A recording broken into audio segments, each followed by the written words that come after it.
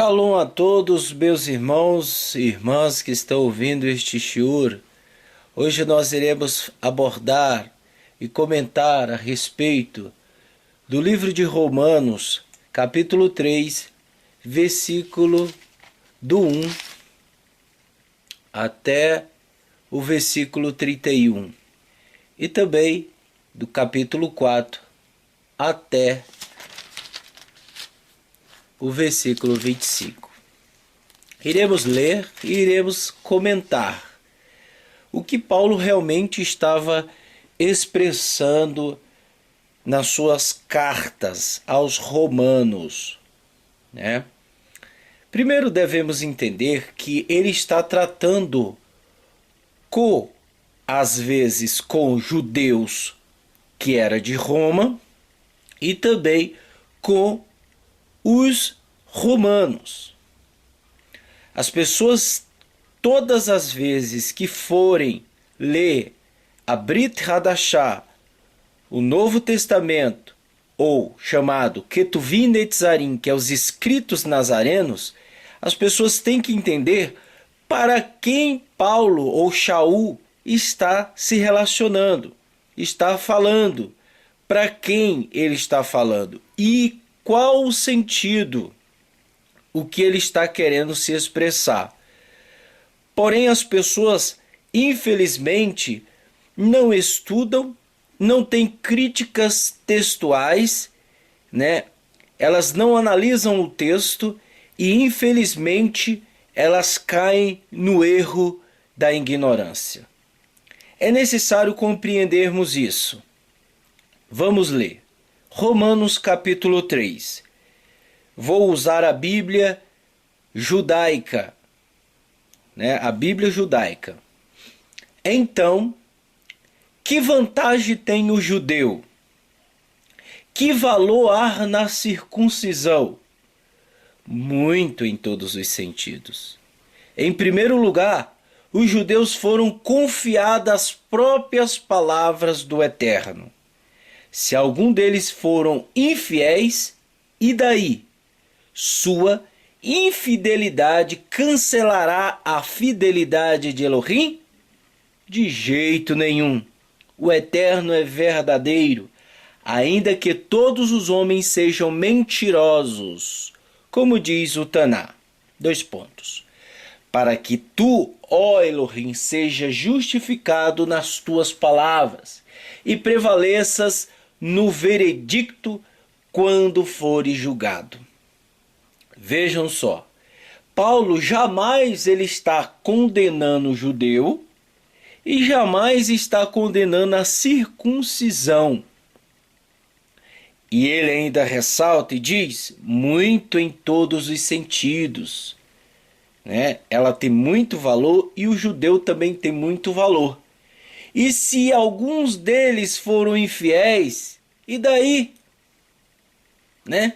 Porque ele dá referência ao Taná, para que tu, ó Elohim, sejam justificado nas tuas palavras e prevaleça nos veredictos quando fores julgado. Versículo 5. Agora, se nossa injustiça, ele está falando dele, que é judeu, destaca a justiça de Elohim, que diremos? Que Elohim é injusto ao aplicarmos a sua ira? Por causa dos judeus que estavam negando Yeshua? Né? Eu completo, frase minha. Continuando a leitura. Argumento aqui da forma pela qual as pessoas normalmente fazem. Claro que não. Se fosse assim, como o Eterno poderia julgar o mundo? Mas alguém dirá, se é por meio da minha mentira a verdade de Elohim é destacada, ele dá mais glória, porque ainda sou julgado por ser um mero pecador? Na verdade, por que não dizer, como algumas pessoas nos caluniam a afirmarem que declaramos, façamos o mal para que nos venha o bem? A condenação dessas pessoas é justa. Dessa forma, nós judeus estamos em posição de vantagem? Uma pergunta. Não. já demonstrarei que todas as pessoas, tanto judeus e gentios, indiretamente são controladas pelo pecado, como declara o Taná. Infelizmente, 2 pontos. Vamos fazer uma pausa e comentar. Infelizmente, as pessoas hoje, por se acharem que são judeus, essas pessoas se acham super-heróis. Elas alcançam uma santidade humana como ninguém. Quem olha para uma pessoa disfarçada de judeu com kippá, talit, tzitzit e tefilim, diz: nossa, esse é um santo. Porque infelizmente a mentalidade humana, ela está limitada a este mundo. Ou seja, quando ela vê uma pessoa assim, ela logo se admira com as suas vestes, com seus aparatos. Então a pessoa diz: nossa, esse é um justo, esse é um santo. E não é assim. Shaul está dizendo que tanto judeus e gentios indiretamente são controlados pelo pecado. Por que ele usou isso? É o que está escrito no Tanar. Não há nenhum justo, nenhum sequer. Ninguém entende, ninguém busca Elohim. Todos se desviaram e tornaram-se simultaneamente inúteis. Não há ninguém que demonstre bondade, nenhum sequer. Mais tarde eu vou dar referência onde está escrito tudo isso. Suas gargantas são túmulos abertos, usam a língua para enganar, veneno de serpente está em seus lábios, suas bocas estão cheias de maldições e amargura. Seus pés são rápidos para derramar sangue. Em seus caminhos estão ruína e desgraça, e não conhece o caminho da Shalom. Não há temor de Elohim diante dos seus olhos. Versículo 19. Além do mais, sabemos que tudo o que a Torá diz, a diz aos que vivem sobre a estrutura da Torá. Pessoa que está ouvindo, para que toda a boca se cale e todo o mundo seja considerado merecedor do juízo adverso de Elohim. Porque à sua vista nenhuma pessoa viva será considerada justa, com base na guarda legalista dos mandamentos da Torá. Pois o verdadeiro trabalho da Torá é mostrar às pessoas quão pecadores elas são. A Torá, comentário meu, a Torá não vai salvar ninguém. Ela está ali para conscientizar e mostrar quão pecadora nós somos, quão pecadoras são as pessoas, né? Mas agora, leitura versículo 21. Mas agora, a parte da Torá, o jeito de Elohim de tornar as pessoas justas, a sua vista foi esclarecido. Como? Continuando. Ainda que a Torá e os profetas também testemunhem a respeito dele, trata-se da justiça que procede de Elohim, mediante a fidelidade de Yeshua, o Messias, para todos os que confiam. Ok? Sem a confiança em Yeshua, nós não seremos salvos. Porque ele foi o único que não pecou, o único que foi capaz de cumprir a Torá. Ele disse: eu vim cumpri-la e não revogá-la. E com base nessa confiança, ele é o que vai nos redimir de todo o pecado. Ele que nos faz acaparar de todo o pecado. Não há diferença se alguém é judeu ou gentil, porque todos pecaram e não são capazes de merecer o louvor de Elohim, mediante a graça divina, sem merecê-la. Todos recebem a condição de serem considerados justos diante dele por meio do ato que nos redime de nossa escravização ao pecado, realizado pelo Messias Yeshua. O Eterno ofereceu Yeshua como a capará pelo pecado, mediante sua fidelidade no tocante ao sangue da sua morte sacrificial. Isto vindicou a justiça de Elohim, porque em sua tolerância não havia passado por cima, sem punir nem remir, os pecados que as pessoas cometeram no passado. E ela vindica sua justiça na era presente ao demonstrar que ele é justo e também aquele que torna pessoas justas por causa da fidelidade de Yeshua. Portanto, que aspecto é deixado para a vanglória? Nenhum. Que tipo de Torá a exclui? O que diz respeito às observações legalistas de regras? Não, ao contrário, na Torá que diz respeito à confiança. A Torá se diz respeito à confiança. Portanto, afirmamos o conceito de que a pessoa deve ser considerada justa por Elohim com base na confiança, que nada tem em comum com a guarda legalista dos mandamentos da Torá. Ou é Elohim o Elohim apenas dos judeus? Ele não é também o Elohim dos gentios? Sim, ele é de fato o Elohim dos gentios, porque como vocês reconhecem, o Elohim é um só. Por isso, consideremos justos os circuncisos com base na confiança e os incircuncisos com base na mesma confiança. Segue-se então que abolimos a Torá por meio dessa confiança? De maneira alguma, ao contrário, confirmamos a Torá. Diz os nossos sábios no livro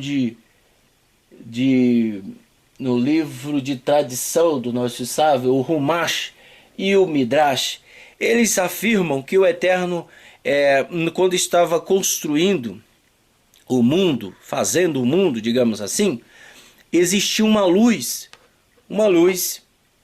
que é diferente da luz do sol, que é diferente dessa luz da lâmpada, que é diferente da luz deste dia. É diferente de todas as luzes. Essa luz, ela é espetacular. Não existe palavras para qualificar e para expressar o quão magnífico e linda é esta luz. Tanto é que ela só aparecerá no final dos tempos, aonde o nosso Mela Yeshua virá, o nosso rei Yeshua. Porque não precisará mais do sol e nem da lua, certo? E eles dizem que esta lua foi ocultada, né? Porque se as pessoas olhassem para esta luz, quer dizer, essa luz foi ocultada, porque se essas pessoas olhassem para a luz, se o Eterno deixasse ela, as pessoas iriam buscar o Eterno, porque essa luz é maravilhosamente linda, é algo espetacular. Então as pessoas diziam, existe um ser supremo. Mas o intuito do Eterno é que as pessoas o busquem por livre e espontânea vontade. Admirem-se porque estamos presos neste mundo. Estamos presos neste corpo que é incapaz de compreender as coisas celestiais. Para que haja mérito nessas pessoas quando elas se elevam com a sua Neshama. Por isso, Shaul está dizendo que é por meio da confiança. E confiança no modo semita, não é somente confiar porque acredito, não. No modo semita, é algo que se crê praticando. Ou seja, eu só acredito em Yeshua quando eu ouço Torá e a pratico. Eu só acredito em Yeshua, eu só confio em Yeshua, o Messias de Israel, quando eu pratico Torá, quando eu pratico amor ao eterno, quando eu pratico amor ao próximo. Aí sim eu começo a ter um relacionamento espiritual com Yeshua, o nosso Melech. Por isso Shaul diz: ou é Elohim, o Elohim apenas dos judeus? Não, ele veio para os seus, mas os seus não aceitaram. Por quê? Porque o Mashiach ele veio montado no jumentinho. E os judeus, eles pensavam que havia mérito neles. O Mashiach veio montado no jumentinho. Ou seja, se ele viesse sobre as nuvens, Israel tinha mérito. Mas ele não veio sobre as nuvens.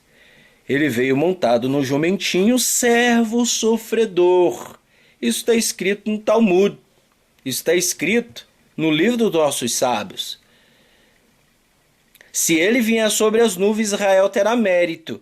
Então, a próxima volta, quando ele retornar, ele virá nas nuvens. Por quê? Porque Israel terá mérito. Ok? Continuando a leitura, capítulo 4 diz o seguinte: então, que diremos? Que Abraão, nosso antepassado, obteve pelo esforço próprio? Vejam só. Porque se Abraão veio a ser considerado justo por Elohim pela observância legalista, ele tem do que se gloriar, né? Pela observância legalista, eu faço, eu sou o cara, digamos assim, eu sou um santarrão, mas as coisas não são dessa forma diante de Elohim. Pois o que diz o Taná? Abraão depositou a confiança em Elohim, e isso lhe foi contado com justiça. Vejam só, isso foi contado com justiça. O pagamento do trabalhador não é creditado por causa da graça, mas porque lhe é devido. Todavia, no caso daquele que não trabalha, mas confia naquele que transforma pessoas impiedosas em justas, sua confiança lhe é creditada como justiça. Da mesma forma, a bênção pronunciada por Davi é sobre as pessoas às quais o Eterno acredita ou acredita justiça. A parte das observâncias, das observâncias legalistas. Está escrito: benditos são os que têm as transgressões perdoadas, cujos pecados são cobertos. Bendito é o homem a quem Adonai não atribuiu culpa, por causa da confiança. Essa bênção é apenas para o circunciso? Para o judeu? Eu acrescento. Ou também é para os incircuncisos? Pois declaramos que a confiança de Abraão foi creditada em sua conta como justiça. Em que estado, porém, ele se encontrava ao ser creditado? Na verdade, ele recebeu a circuncisão como sinal, como selo da justiça creditada com base na confiança dele, enquanto era incircunciso. Isso aconteceu para que ele pudesse se tornar o pai de todo incircunciso que confia, e desse modo a justiça lhe é creditada. Ponto. Vejam só. Abraão, ele confiou primeiro depois foi circuncidado. Ao mesmo tempo, ele é o pai de todos os circuncidados, que não passaram apenas pela Brit Milá, mas também segue os passos da confiança que Avraham Avinu possuía ao ser circuncidado. Porque a promessa feita a Avraham e a sua semente de que ele herdaria o mundo não ocorreu por causa do legalismo, mas mediante a justiça produzida pela confiança. Se os herdeiros são confundidos pelo legalismo, então a confiança é inútil e a promessa sem valor, porque a lei traz punição, mas onde não há lei, também não há violação. A razão de a pessoa ser baseada na confiança é que ela possa vir como presente gratuito da parte do Eterno. Promessa que pode ser criada por toda semente. O tipo da confiança de Avraham Avinu de todos nós. Isso está de acordo com o Tanar, que diz: designei você para ser pai de muitas nações. Avraham é nosso pai aos olhos de Elohim, porque ele confiou em Elohim como aquele que há de vir aos mortos e chama à existência o que não existe. Porque apesar de ter perdido a esperança, ele confiou que se tornaria pai de muitas nações. Segundo o que lhe fora dito, sua semente será muito grande. Seu esperma, gente. Seu esperma, o Eterno está dizendo: eu abençoarei o seu esperma. Sua confiança não foi abalada ao considerar apenas o próprio corpo. Ele já se sentia morto, pois contava 100 anos.